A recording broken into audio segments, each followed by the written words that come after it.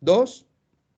Muy buenas tardes y muy bienvenidos a esta nueva edición de Es la Tarde en Valencia en este martes 9 de junio, un día caluroso con un viento no tan cálido, pero bueno, con un sol absolutamente veraniego, con esa segunda semana de fase 2 a la espera, como ya se confirmó ayer, de que la próxima semana entremos en esa fase 3 y especialmente yo creo que todos con un, ya no diría miedo, pero sí con unas reservas contenidas de que no haya un rebrote, pero no ahora, que parece o intuimos o hay una sensación de que puede haber casos, pero ahora sí que serían relativamente aislados, sino de ese posible rebrote que algunos comentan en octubre. No es que queramos alarmar ni asustar, pero bueno, hay que tenerlo todo en cuenta. Como ya pasa hace unas semanas, saben que comentamos la actualidad en Es la Tarde en Valencia, de lunes a viernes, de 7 a 8, tertulianos habituales, la gran mayoría. Siempre tenemos algo excepcional, entra gente nueva, hay entrevistas. Hoy vamos a tener una de esas entrevistas interesantes con un buen amigo que ha escrito un libro y que nos lo va a presentar aquí, en Es la Tarde en Valencia. Y también las noticias saben que van como habiendo un poco de relevo. Uno ya va leyendo otra vez, ya no es solo número de fallecidos, COVID, hospitales, faltan EPIs, va habiendo relevo y van apareciendo otro tipo de noticias que también ocupan la actualidad. Hoy ha habido una que yo creo que a todos ha impactado e impresionado. Y por supuesto, estos primeros minutos de este martes 9 de junio, Es la Tarde en Valencia, quiero desde aquí pues tener un recuerdo.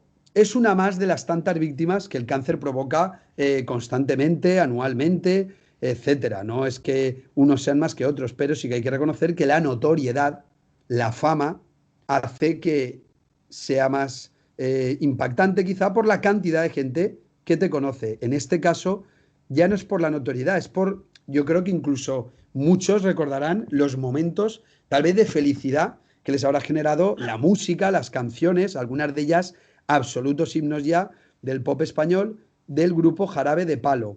Hoy ha fallecido Pau Donés, el vocalista de Jarabe de Palo, que ya llevaba tiempo con un cáncer y ya llevaba tiempo muy malito, y ha fallecido a los 53 años. Así que desde aquí nuestro recuerdo y también para todas las personas que están luchando, batallando, mandarles ánimo, mandarles fuerza, que mantengan siempre la ilusión, porque yo creo que también hay que vivir, como se suele decir, intensamente hasta el último momento, y cuando nos llega, pues bueno, ahí cada uno tiene a lo mejor unos asideros. La fe es uno de ellos para creer también en que hay una vida mejor esperándonos, en que hay otra vida y que esto es un camino, que lo disfrutamos, pero es un camino. Presento a los tertulianos de este martes 9 de junio. Doctor Andrés Roch, muy buenas tardes. Hola, buenas tardes, José Caña, a toda la audiencia. ¿Qué tal? ¿Cómo va todo? ¿Ya Bien, normalidad, trabajo, familia, cada todo? vez más cerca de la normalidad, no de la nueva, que es un término que yo detesto particularmente, sino de la normalidad a la cual estamos acostumbrados, ¿no? Profesionalmente. Entonces, bueno, pues cada vez aproximándonos más a una atención presencial y directa, tal y como podíamos estar prestando en los meses de febrero o de enero, ¿no? Eh, Muy yo creo buena noticia. que con todas las precauciones y todas las medidas para evitar pues, riesgos, ¿no? En cuanto a distanciamiento físico, en cuanto al uso de mamparas, de geles y tal y cual, están permitiendo que, bueno, pues que ya prácticamente el 80-90% de visitas que hacemos sean visitas presenciales, cuando hace unas pocas semanas eran la mitad aproximadamente. Entonces, bueno, yo creo que en un mes así, salvo imprevistos, estaremos funcionando como de costumbre. Bueno, pues me alegra escuchar eso de manos del doctor Roch, nuestro psiquiatra de cabecera y el jefe de psiquiatría en el Hospital Casa Salud. Don Carlos Rodríguez Hurtado, politólogo, empresario y gran tertuliano también, gran conversador. Muy buenas tardes. Buenas tardes, ¿qué tal? ¿Cómo va todo?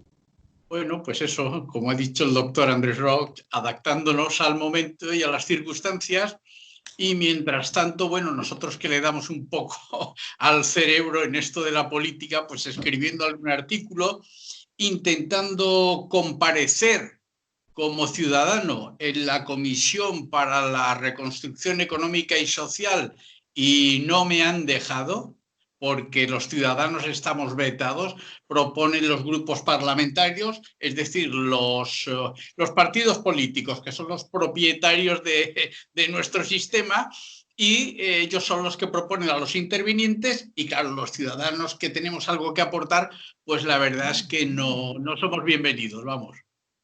Y así estamos.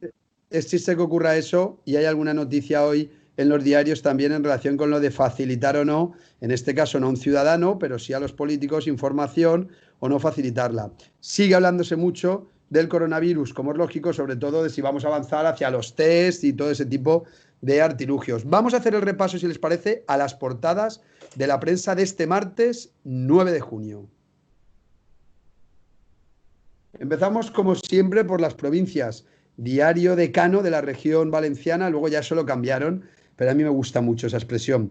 Está el titular: las medidas para la nueva normalidad estarán en vigor hasta que haya vacuna o un tratamiento, dando a entender que les hace mucha ilusión al gobierno, cuando acabe el estado de alarma el 21 de junio, hacer otro nuevo Real Decreto que vuelva a controlar todo, a limitar todo. Se nota ese gran afán por intentar como cambiar hábitos o por intentar cambiar hasta el sistema económico, cuando lo normal sería decir, hagan las cosas con cabeza, que haya normas pues para cada sector, más potentes en el sanitario, medio gas en el gastronómico, mucho más relajadas a lo mejor en otro, dependiendo de qué vendes, qué negocio tienes, qué tamaño tiene, pero un poco yo creo de flexibilidad. Luego nos habla de que la próxima semana llegan a España casi 11.000 turistas alemanes, mientras la movilidad nacional aún no está permitida. Buena noticia es que venga gente de fuera, porque se les puede hacer control en aeropuerto y porque suponen ingresos sí o sí, es turismo, es movimiento de economía, y el contraste, como bien denuncia ese titular,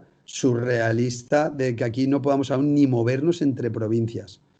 De eso habla también otra noticia del diario Las Provincias, que dice: ¿cuándo podremos acudir a la segunda residencia? Esto que a todo el mundo preocupa. Diario Levante, 5 columnas, foto de Chimo Puig en unos laboratorios. La Generalitat desarrolla un test rápido que solo cuesta €1 para controlar el turismo. La prueba está lista en apenas 2 minutos. El proyecto está en manos de la Fundación Pública Fisabio y la muestra sería de aire respirado. Parece que cuando quieren incluso se hacen las cosas rápido, baratas, cómodas. Esto a mí me sigue sorprendiendo, sinceramente. También nos dicen los amigos de Levante que el control de la pandemia permite reabrir los centros de especialidades. Y luego hay un titular nacional: el gobierno pacta con Ciudadanos y PNV su apoyo al decreto de nueva normalidad. Nunca podríamos haber imaginado un Ciudadanos menos naranja y más rojo, pero bueno, se ha echado ya un poco en manos del PSOE. Y acabamos con Valencia Plaza, que va en esta línea, porque este decreto parece que ahora está copando la atención y que se habla mucho de él. Titula el diario digital Valencia Plaza: el decreto para la nueva normalidad valdrá hasta tener una terapia eficaz.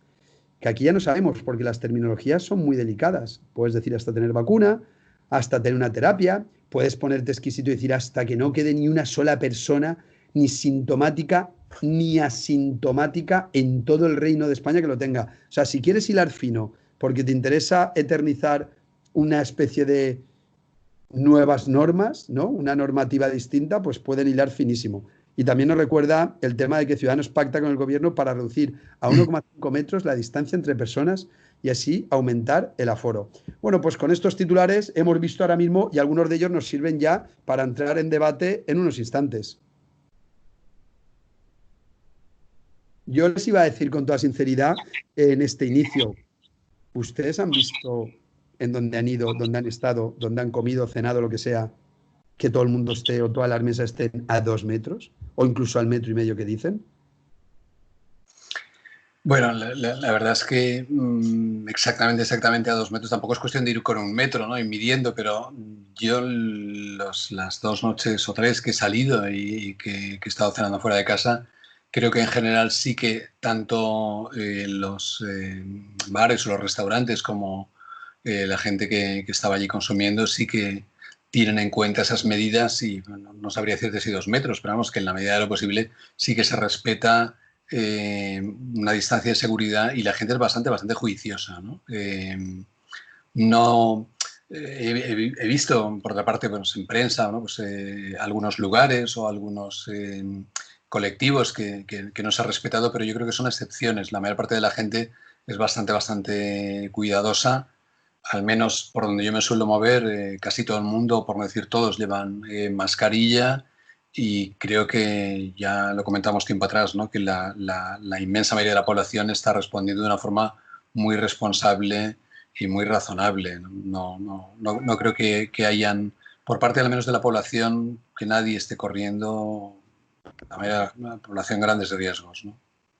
Sí. Don Carlos Díez Hurtado, ¿qué ha percibido? Yo me gusta lo que ha explicado el doctor. Lo único es que depende de los lugares, pero yo con todo el cariño, y no me cabrea ni quiero que haya denuncias, ni que haya como los cierres que han hecho de todos los pubs que servían simplemente una cerveza y eran como un bar en su terraza. Lo hablábamos la semana pasada aquí con Nacho Riballa, que nos explicó perfectamente el caso.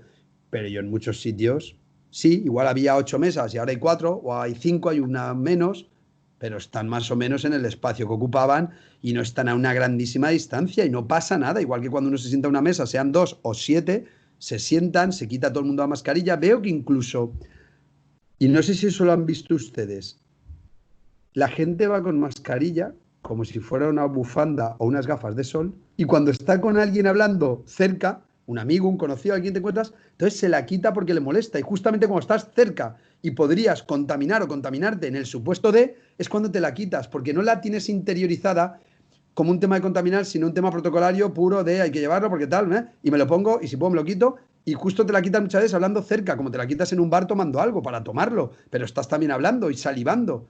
Y cuando has ido por la calle, ahí a veces a 2 y a 3 metros sin nadie cerca, la has llevado puesta. Don Carlos. Yo, por ejemplo, hoy me he ido andando al pueblo del Saler sin mascarilla, la he llevado en el bolsillo porque, claro, voy por pleno campo y plena playa. Pero luego llegas allí y efectivamente está la gente cumpliendo toda la normativa a la distancia que se marca, tomándose su café. Los dueños, claro, tampoco pueden estar pendientes de todo, bastante tienen con ganar dinero y servir los almuerzos. Pero bueno, que la gente cumple. La gente normalmente tiene una conducta cívica bastante adelantada. Otra cosa es, pues estos fines de semana, en sitios de más afluencia juvenil, que la gente se olvida a los 5 minutos de la enfermedad y se olvida de todo y bueno, pasan de mascarilla y pasan de todo. Pero bueno, la gente en principio, el comportamiento es razonablemente bueno. Bueno, nos acompaña también hoy, porque les he dicho, vamos a tener una entrevista, Juan Martínez. Muy buenas tardes, Juan. Hola, Joseca, ¿cómo estáis? Pues aquí estamos en Es la Tarde en Valencia, en este martes 9 de junio, con el doctor Andrés Roig, con Carlos Rodríguez Hurtado, y como les había adelantado, iba a presentar hoy su último libro, nuestro buen amigo Juan Martínez, que me gustaría, tenemos que hacer una breve pausa para publicidad, pero si nos puedes simplemente decir el título del libro, yo creo que puedes dejar incluso a la gente ya con un sabor de boca, con un interés importante. Pues sí, el título es Nelo de Ruzafa, un Quijote en la Marchal. Nelo de Ruzafa, un Quijote en la Marchal. Pues hoy vamos a tener ese libro como invitado especial a Juan Martínez y por supuesto vamos a irnos un segundo a publicidad y seguimos comentando toda la actualidad, como hacemos aquí de lunes a viernes, llueve, haga sol, haga aire, viento, frío, porque nos gusta acercarnos y estar siempre con ustedes. Gracias a Emilio Navarro, como siempre en la realización, por supuesto, para que este programa lo escuchen en el 90.5 y en la web www.esradiovalencia.es. Sean ustedes bienvenidos. Y después de estos breves consejos publicitarios, seguimos aquí en Es la Tarde.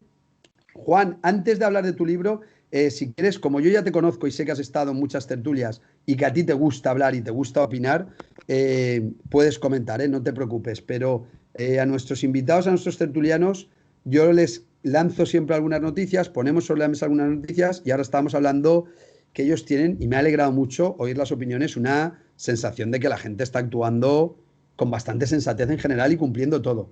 Yo lo que percibo es que aunque cumplimos, no sé hasta qué punto tiene del todo sentido. Lo de que llevas la mascarilla y la llevas siempre que estás solo y cuando estás con gente te la quitas. Cuando más podrías contagiar o contagiarte es cuando te la quitas. Y cuando vas por ahí paseando o la gente en moto tiene que llevarla y la llevas, pues eso, como un requisito protocolario, pero salvo que no se te meta nada en la boca, es que no sé hasta qué punto, aunque tenga utilidad y tenga sentido, no sé si lo estamos haciendo más como un protocolo y ahora mismo el virus, gracias a que ha desaparecido, no hay contagios, pero no por nada mágico, sino por un tema, o sea, no por nada que estemos haciendo constantemente. Aunque se ha reforzado, se han visto en todos los sitios, entras, te hacen entrar por uno, salir por otro, lavarte las manos.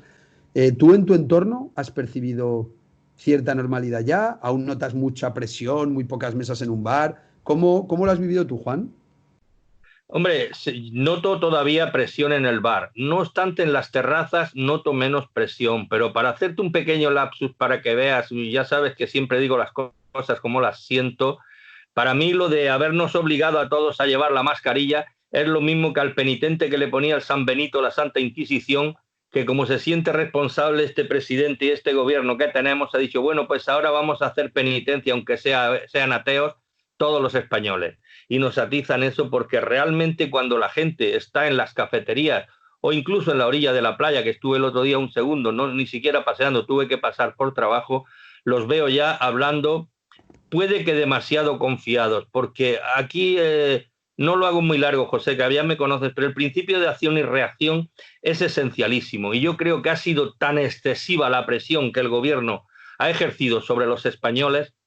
Había peligro, ciertamente, pero ha sido tan fuerte que ahora veo algo de relajación en la gente. Veo algo de relajación y posiblemente peligroso.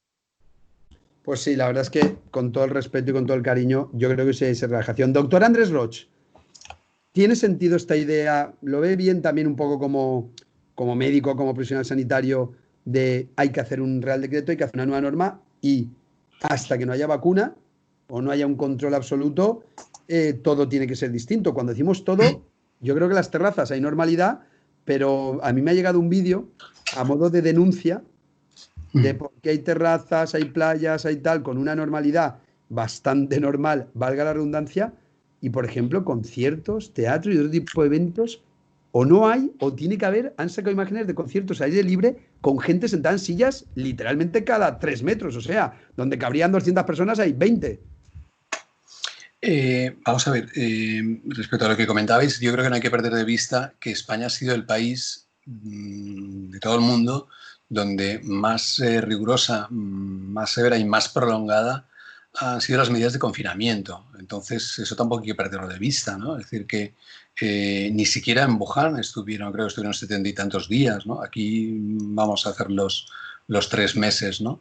Entonces, también es hasta cierto punto normal que la gente, bueno, tenga una cierta capacidad de resistencia y más allá de un determinado límite, pues ya no aguante, ¿no? Sin irnos tan lejos, Italia, que es un país que ha llegado a estar en una situación pues como la nuestra o incluso en algunos momentos peor, en Italia ya no hay ningún tipo de limitación, ni siquiera para desplazarse prácticamente a lo largo de todo el país, ni para entrar o salir del país, ¿no? Entonces, eso tampoco hay que perderlo de vista, es decir, que aquí han sido extremadamente exigentes con el confinamiento y yo creo que han sido extremadamente exigentes porque no pensaban que la actitud negligente que tuvieron durante las primeras semanas hasta el 8 de marzo pues iba a suponer una eclosión de casos como hubo y una situación de alarma sanitaria extrema. Entonces, bueno, pues pasaron de negarlo y de hablar de que solo era como una especie de gripe y tal igual, a tenerlos a todos absolutamente encerrados en casa sin ningún tipo de previsión respecto a lo que iba a suceder, ¿no? De hecho, en la gran mayoría de países ya hay una especie de calendario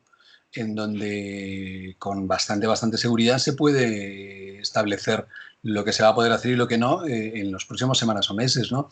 Aquí sabemos que si no pasa nada, pues pasaremos dentro de unos días a la fase 3, pero todavía no está claro si a partir de la fase 3 parece que nos podremos mover entre las provincias, pero tampoco está claro que podamos movernos entre comunidades autónomas limítrofes que estén en la misma fase, ¿no? Ha habido quien ha dicho que sí, pero el ministro de Sanidad dice que no. Entonces, yo creo que esa situación es muy característica del modo en que lo ha manejado todo este problema España, ¿no? Y que básicamente consiste en no hacer nada o negarlo o mirar para otro lado hasta el 8 de marzo y a partir de la noche del 8 de marzo echar el cierre quizá de una forma en algunos aspectos extrema, ¿no? Es decir, uno no puede hacer determinadas actividades, pero sin embargo no puede ir a la universidad, pero puede ir a una discoteca, ¿no?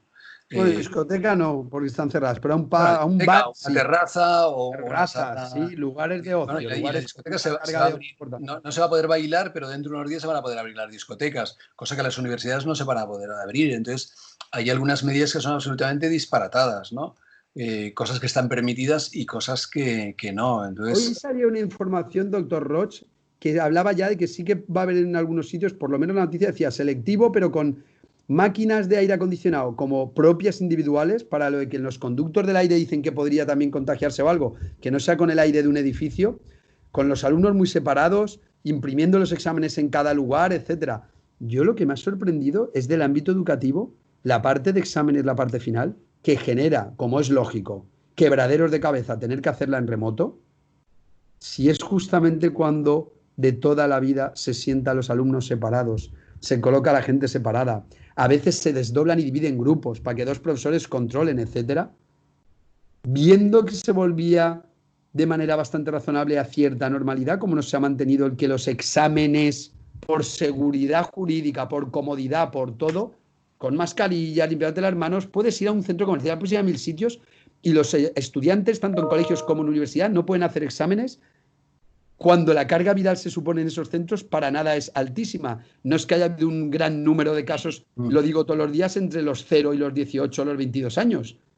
Entonces me sorprende porque esa sí, ¿no? protección del ámbito educativo. Algún día habría que hacer una relación de todas las medidas que se tomaron y ver algunas de ellas que eran completamente disparatadas. Yo recuerdo que, por ejemplo, antes del 8M, en el hospital estaba prohibido, y bueno, en todos los centros sanitarios, una circular del Colegio de Médicos donde no podíamos reunir los médicos, Sí. pero podíamos irnos todos juntos a la mascleta, ¿no? Que era una cosa completamente disparatada. Es decir, una reunión profesional donde podíamos ser 6, 8, 10 médicos y tal estaba prohibida, pero sin embargo estaba permitido que al término de nuestra actividad laboral, de nuestra jornada de trabajo, pues nos fuéramos todos a la mascleta o a cualquier actividad. Entonces, yo creo que ese también ha sido uno de los rasgos característicos de toda esta situación, ¿no? Que muchas de las medidas que se han tomado, pues algunas han tenido una cierta justificación, han podido estar más o menos argumentadas, pero otras han sido absolutamente, ya digo, disparatadas, ¿no? Que a fecha de hoy, y eso me lo han confirmado algunas personas que se dedican a la docencia, no se sepa si las actividades en septiembre educativas van a ser presenciales o no, me parece preocupante, ¿no? No, De hecho, no eso se está sabe. generando más Maestros quebraderos de han cabeza de lo que preguntado parece. si van a haber clases presenciales o no, y nadie se lo ha dicho. Han dicho que ya se decidirá cuando hay en Francia, que está en una situación, pues en algunas provincias, bastante similar a la nuestra, las clases se reanudaron hace ya varias semanas, ¿no? Entonces, llama un poco la atención. Claro, el gobierno lo ha hecho tan mal y ahora está preocupado fundamentalmente por su supervivencia y por evitar meterse en algún lío jurídico Con respecto a eso, ahora, que no quiere que haya ningún riesgo de ningún tipo a costa de complicarnos la vida a los ciudadanos. Juan Martínez, fíjate, antes de que hablemos del libro, ¿qué nos querías decir? pues fíjate, para mí, ¿no? Como sabes que me he incorporado un pelín tarde, no sé si has dado la noticia, pero creo que una noticia de mucho calado, ¿eh? Se acaba de admitir en el Tribunal de La Haya una querella contra el gobierno de España, contra el presidente del gobierno, con arreglo a los artículos 6.671K del Tratado del Estatuto de Roma. Es decir, por lesa humanidad, el 7.1K, y por genocidio, el 6C. O sea que realmente la Asociación Española de Afectados y Víctimas del COVID-19 para denunciar la gestión como responsable de miles de muertes. Sí, una noticia que está publicada en el diario ABC. ¿Qué opinas? ¿Qué opinas de esta situación? Mira, yo creo que todavía no somos conscientes de la realidad, porque estamos viviendo una realidad que se nos está imponiendo. Justo en estos momentos es cuando hay más intereses porque se imponga una realidad distinta a lo que realmente está pasando. Es decir, yo siempre digo que la realidad es lo que no se ve, porque lo que se ve es lo que se nos impone. Entonces todavía es pronto para que todas las consecuencias de esto que estamos viviendo, consecuencias económicas, políticas, sociales, incluso sanitarias, salgan a flote. todavía no han salido a flote. Nos queda un tiempo. Ahora estamos como en una calma chicha, acostumbrándonos a lo que oímos. La tensión, me acuerdo cuando la crisis económica, aquella tensión que vivíamos con la prima, que casi nos rescatan, una tensión de toda la sociedad, una tensión colectiva. Ahora lo mismo, nos suben la tensión que nos la calman, pues con el número de muertos, ya está bajando, incluso ya hay 0 muertos, ya no pasa nada, estamos saliendo, salimos más fuertes. No, la realidad todavía no la sabemos. Y lo que sí tenemos que saber es que la realidad es lo que no se ve. Pero fíjate en una cosa muy, muy importante, y es de que esto en cualquier país democrático significaba que el gobierno estaba en crisis y tenía que presentar la dimisión del presidente, porque lo de menos es que salga condena o no, que indudablemente yo soy profesional del derecho y entiendo que no podría salir porque es imposible de demostrar la subjetividad del deseo de delinquir. Pero lo que sí que es bien cierto es que un presidente de gobierno se ve en el Tribunal de La Haya que se acepta una querella contra él por delitos de lesa humanidad y de genocidio. El tema es gravísimo, gravísimo. Lo que ocurre es que aquí esta gente va como Pedro por su casa y hace lo que le da la gana, igual que la misma jueza que acaba de decir que el vergonzoso recurso del abogado del Estado y de lo de la Fiscalía. Yo es la primera vez, y llevo muchos años ya en el derecho, es la primera vez que he visto que el abogado del Estado, con una pequeña excusa de que está defendiendo al delegado de gobierno, pero que vaya casi insultando a una jueza, y además que un fiscal, los fiscales todos, porque van por orden de la fiscal general del Estado, esté en contra de un tribunal que no tiene que juzgar, que está en instrucción todavía, y antes de ver ni siquiera la resolución en cuanto a si se imputa o no de verdad a esta persona, al delegado de Madrid, que haya habido ese ataque tan tremendo y tan furulento, creo que es una vergüenza que tenemos que aguantar los profesionales del derecho y los que nos interesamos por este país que antes era un país serio y hoy es Casa Pepe. Pues sí, pero en fin, es un auténtico drama. Fijaos cómo es de cruel y a veces de curiosa la realidad. Conocíamos hoy, martes 9 de junio, esa muerte de Pau Donés y el grupo que él lideró durante muchos años era Jarabe de Palo. Parece que es el jarabe que nos quieren dar ahora también. Parece que lo que nos dan es jarabe de palo, que lo que nos llevan es un poco, como estáis bien diciendo, con ese exceso de cautela y con ese también intentar imponer todo un relato global para que las quejas sean las menores y no se abra, pues digamos, una lógica contestación que es increíble, pero hemos llegado a las distopías o a las realidades paralelas más impensables. O sea, puede movilizarse. Decía un pensador político al que admiro mucho, que además fue profesor mío, que el peligro no eran las crisis económicas, sociales, el peligro eran las persistencias de las hordas tribales. Y es lo que estamos viendo hoy, cómo se derriban estatuas de Abraham Lincoln, de Churchill, llamándolos racistas. Es decir, eso es lo que iba a decir. La ignorancia en hordas tribales han salido a tomar el poder en todo el mundo. Así es. Pero es que fíjate, eso tiene una clave fundamental y es el cáncer de ley electoral que tenemos, porque en España, aunque engañan a la gente diciendo que se puede cambiar el gobierno y tal, es mentira. La democracia pura es cuando se puede cambiar a los políticos, y cambiar a los políticos solamente se puede hacer hoy en día en el sistema inglés, que es el único que es de listas abiertas y en el cual yo, que el tiempo que estaba allí bastante, se podía asistir a algunas reuniones, le dicen al diputado hasta del mal que se va a morir, y yo he visto decirle a un diputado a los 2 meses de la elección, decirle: usted no se presente, que pierde el tiempo en este distrito. Eso estamos años luz. Doctor Ross. Precisamente formo parte de la plataforma por el cambio de la ley electoral. Y hoy he enviado un artículo sobre la reconstrucción económica y social, que también debe ser política, pero claro, no lo es porque es lo que les afecta a los partidos políticos, que son los verdaderos dueños y señores del sistema político. Claro, el sistema político, lo que no saben aquí es que es un organismo vivo y que lo que haga una pieza tiene repercusión en el resto de piezas. Pero si tienes un organismo tirano que controla a todos los demás, ni vivo, más bien muerto, vamos, que es lo que tenemos en nuestro sistema político aquí. Entiendo que os va a gustar mi libro, ¿eh? Pero una duda, como psiquiatra que hace lo comentamos. Y en el momento en que la sociedad más formación y sobre todo información tiene a nivel global, ¿qué tiene nuestro cerebro?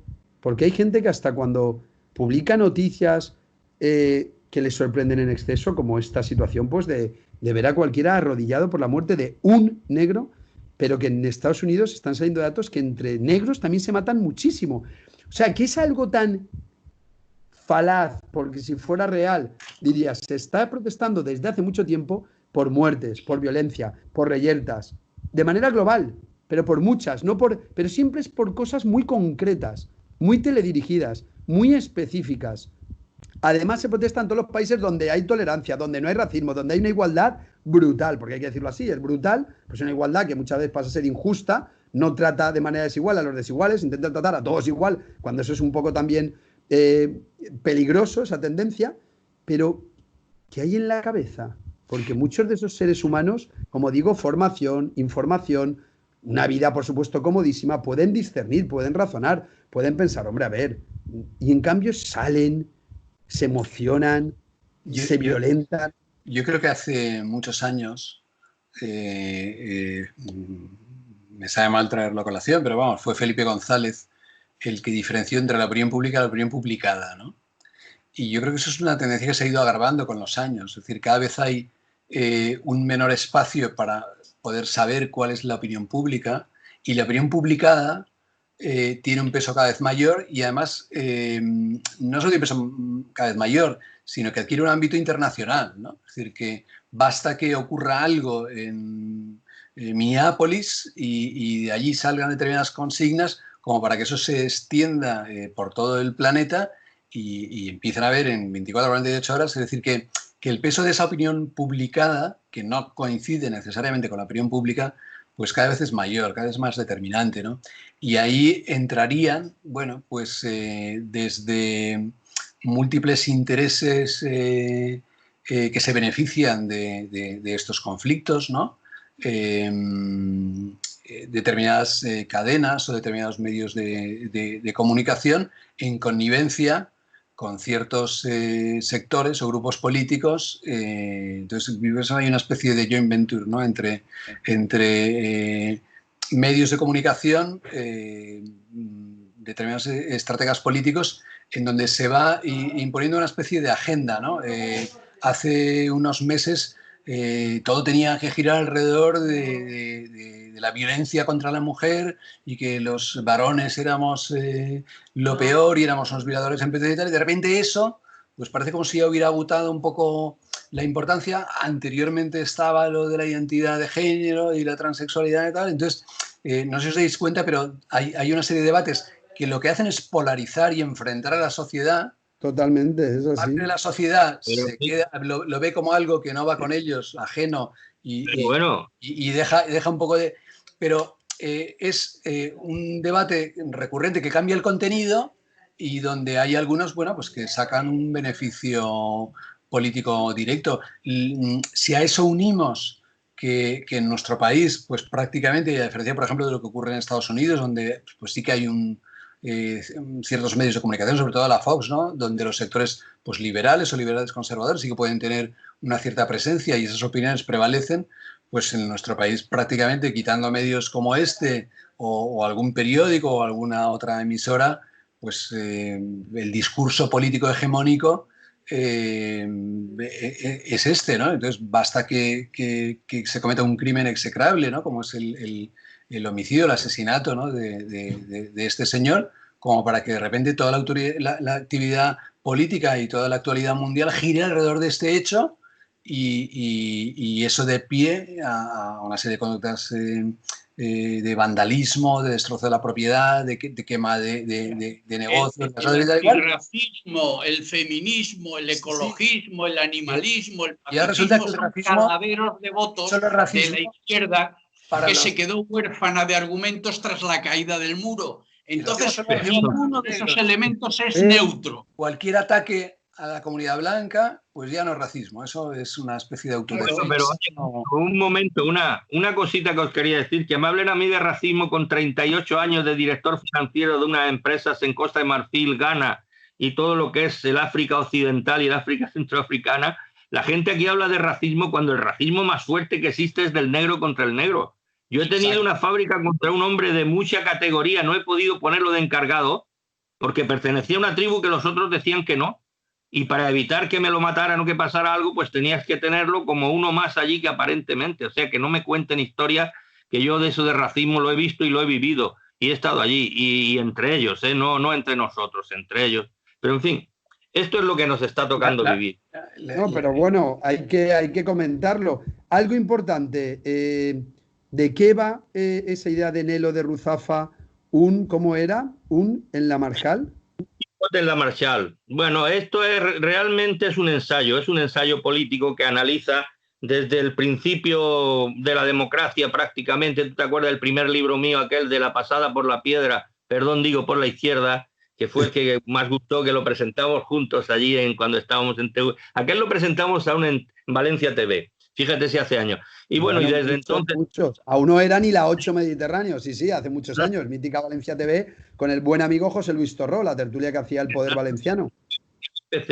Y después los otros varios que presentaba allí. Este realmente es un ensayo político. Lo que ocurre es que yo quería meter el sentir de la valencianía, pero del valenciano auténtico, el que yo he conocido, porque sabes que como soy andaluz lo he aprendido aquí con nuestra gente, con la que considero mía, porque llevo aquí solo 54 años, y entonces lo he hecho cuando hablan los valencianos entre sí, o el protagonista Nelo habla con un valenciano, se hace todo en valenciano.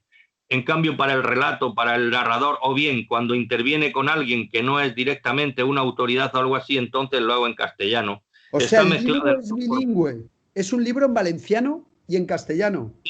Tendrá el 30% en valenciano y el otro, el 70%, será en castellano.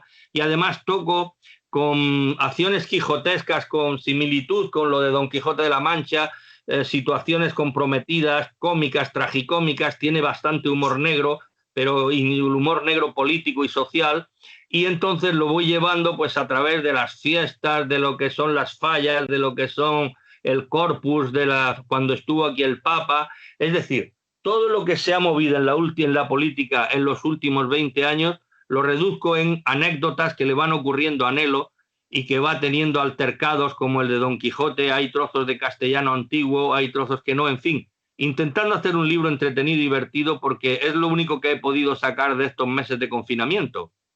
Pero inspiración, ¿de dónde viene? Porque ese comentario de política, fiestas, ese toque costumbrista, a mí me ha trasladado un poco también a algunas novelas de Blasco Ibáñez. La inspiración, ¿por dónde ha llegado para ese tipo de libro? Soy curioso de Blasco Ibáñez. He leído todo lo de Blasco Ibáñez. Si te digo 5 veces, puede que no exagere.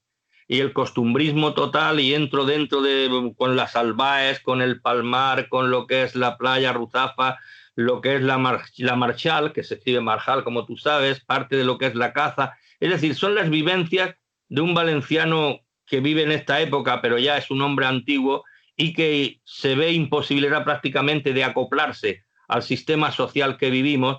Se vuelve un poco medio loco, pero no llega a ser tan loco. Lo que ocurre es que sus teorías están en clara discordancia con lo que es la sociedad actual. Él ha vivido en la zona esta de la Huerta, en la zona esta de la Marshall, limítrofe con lo que es la Albufera, y entonces pues se encuentra a veces desplazado, pero tiene una lógica y unos razonamientos de tipo filosófico muy, muy importantes. A mí me ha gustado mucho, sobre todo cuando he terminado me he sentido tranquilo y contento porque es lo que quería hacer. Lo peor que tiene un escritor es revisar el libro. Corregir un libro es lo peor que existe, y en cambio en este me he divertido y me he reído mucho corrigiéndolo. Bueno, sí, porque es una tarea dura, ardua, que siempre encuentra alguna historia. No es sencillo. Pero ¿les gusta a Dr. Roig, Carlos Rodríguez Hurtado, este tipo de libros, este tipo de estilo, como yo he dicho así, y como está confirmándonos? A mí me gusta mucho. Yo además vivo por aquí, por la Albufera. Eso iba a decir. Ese tipo de filosofía del huertano que con una frase lo encierra todo y te lo explica todo. No hace falta estos 2 grandes soliloquios ni nada por el estilo. Con 2 palabritas te han hecho, un tratado filosófico, efectivamente. Sí, sí. Que está todo con dibujos y pinturas de Rafael Mocholí, posiblemente el pintor más importante que tiene la comunidad en este momento, tiene dibujos de él porque es como un hermano mayor mío. Y luego, en fin, aunque esto sea para darle un poco de importancia, el prólogo está hecho por uno de los vicepresidentes de la Real Academia Española de la Historia, que es Luis Agustín García Moreno, que fue compañero mío de mesa y de pupitre en el bachiller durante 6 años. Bueno, 5 estuvimos juntos. Los otros 2 él estaba un poco delante porque era un monstruito de esto de las notas. O sea que espero que les guste a todos. Con esa ilusión lo he hecho. Yo, ahora cuando estaba escuchándolo, tiene una relación indirecta, ¿no? Pero me estaba acordando de una exposición que vi el sábado y que de alguna manera podría constituir como una especie de escenografía posiblemente para muchas de las anécdotas y de las historias, ¿no? Y es una exposición que recomiendo vivamente, es la que se está viendo ahora en Bancaja sobre Sorolla, ¿no? Sobre Sorolla. De obras menores, de borradores, de trabajos de bocetos y tal, pero bueno, hay algunos cuadros que impresiona verlos en directo. Bueno, también hay obra de muchos pintores impresionistas, de Pizarro, de Monet y tal, pero yo creo que solamente por ver el cuadro del padre Jofré defendiendo a un loco que está allí, y luego otro que es muchísimo más grande de lo que yo me podía imaginar, ¿no? Y es la Tristerencia, que es una imagen de los monjes de San Juan de Dios, de lo que era los inválidos. Exacto, el hospital para niños con tuberculosis pulmonar y lesiones osteoarticulares y tal, ayudándoles a bañarse en la playa, nada más por ver ese cuadro, que es gigantesco, es un cuadro monumental, yo no podía imaginar que era tan grande, merece la pena ir, ¿no? Y de alguna manera pues también hay un montón de cuadros sobre el Cabañal, sobre Javi, es decir, que representa muy bien un cierto aroma mediterráneo que posiblemente conecta con esa novela que acabas de escribir. Fijaos lo que dice, os voy a leer un segundo un renglón, el epitafio de la tumba de Nelo, que fallece, porque dice: aquí yace quien quiso arreglar España y pretendiendo lo imposible se volvió loco. En su inocente y banal locura quiso comprender a los españoles, una quimera que la historia ha demostrado sobradamente como imposible, porque a los españoles ni hay quien los entienda ni hay quien los comprenda. Y aquí me obliga literalmente nuestro invitado hoy, Juan Martínez, el autor de ese libro, a que le pregunte: ¿autobiográfico? ¿Algo autobiográfico en ese libro? No, ¿Es una proyección de don Juan Martínez? Es biográfico, es decir, de otras personas, cogiendo parte de muchos de ellos a los que he conocido, posiblemente no en una situación tan extrema como en la que tiene el libro, pero sí que todo se basa en experiencias propias. Es decir, lo que ocurre aquí yo lo he visto.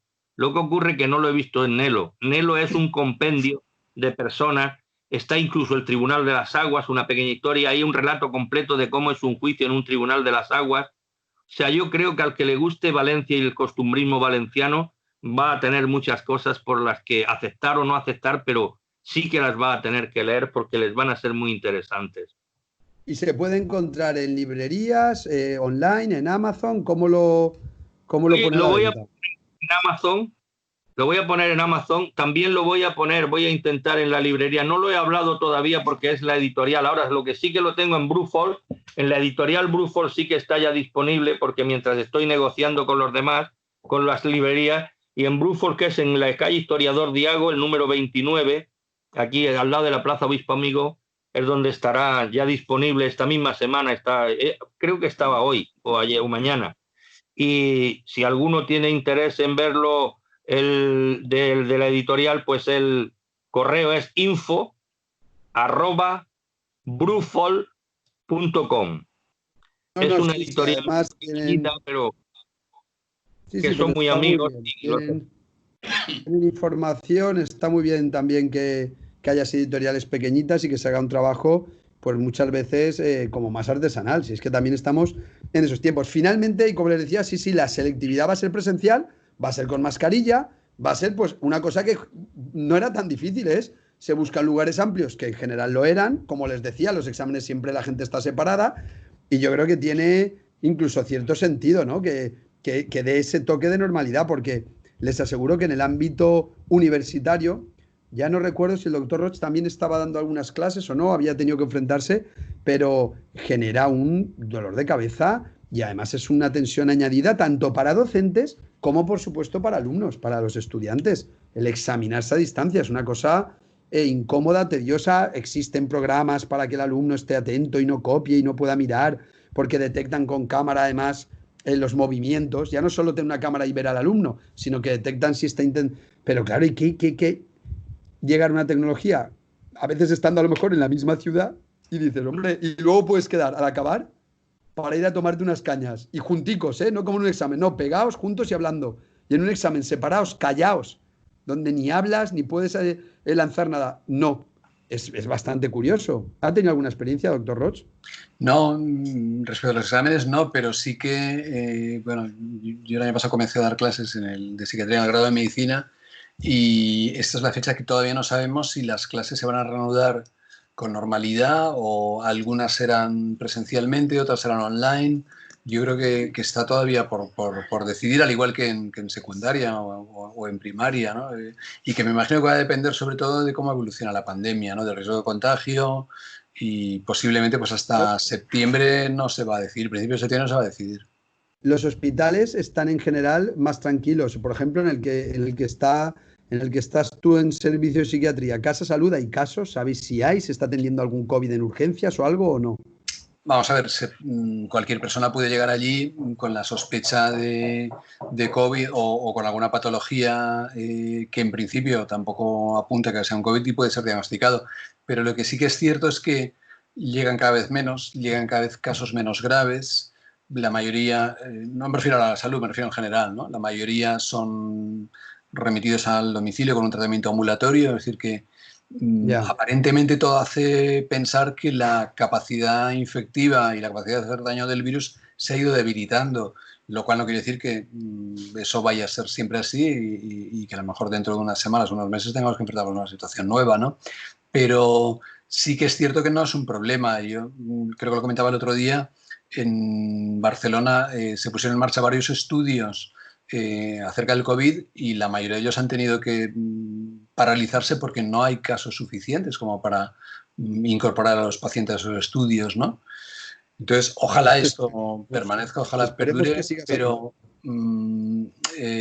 afortunadamente yo creo que la mayoría de los hospitales, en algunos hospitales donde quizá pueda haber todavía un número importante de pacientes ingresados o que acuden a urgencias, puede que a lo mejor hayan dos circuitos, ¿no? Un circuito para pacientes con riesgo de COVID y otro para pacientes que no, pero hasta donde yo sé, la actividad que estaba parada y que es otro aspecto que nos ha abordado, ¿no? Y es las consecuencias sanitarias de todas las personas que han tenido pues, un proceso oncológico, un proceso neurológico, enfermedades graves que no han podido ser atendidas y que ahora han incrementado las listas de espera médico-quirúrgicas y que tienen que volver a ser atendidas, ¿no? Es un aspecto que poco a poco se está tomando. Bueno, pues esperemos que siga esa tendencia. La exposición de Sorolla la tienen en la Fundación Bancaja. Pueden ir además con horario de 10 a 2, de 4:30 a 8:30 y se titula Sorolla cazando impresiones. La comentábamos además en el programa cultural del pasado viernes. Yo creo que hoy, tanto Juan Martínez, que ha sido un placer que nos presentaras tu libro, la verdad, muchísimas gracias. Gracias a ti y a todos los demás. Carlos Rodríguez Hurtado, un lujo tenerlo hoy de nuevo. Muchas gracias. Y doctor Andrés Roch, muchísimas gracias. A todos vosotros. Decía que me imagino que los tres, hoy no les pregunto, están de acuerdo. Acabamos con Jarabe de Palo en homenaje a Pau Donés y aunque un clásico era poner La Flaca, yo creo que vamos a poner una de la última canción que salió, que era una de las últimas que además salió hace muy, muy, muy poquito y ya estaba teniendo pues cierto éxito, que se titula Eso que tú me das. Así que acabamos con esa música, con ese recuerdo a Pau Donés, Dios lo tenga en su gloria, en este martes 9 de junio, aquí en Es la Tarde en Valencia. Gracias a Emilio Navarro en la realización. Sigan escuchando siempre Es Radio y que Dios les bendiga.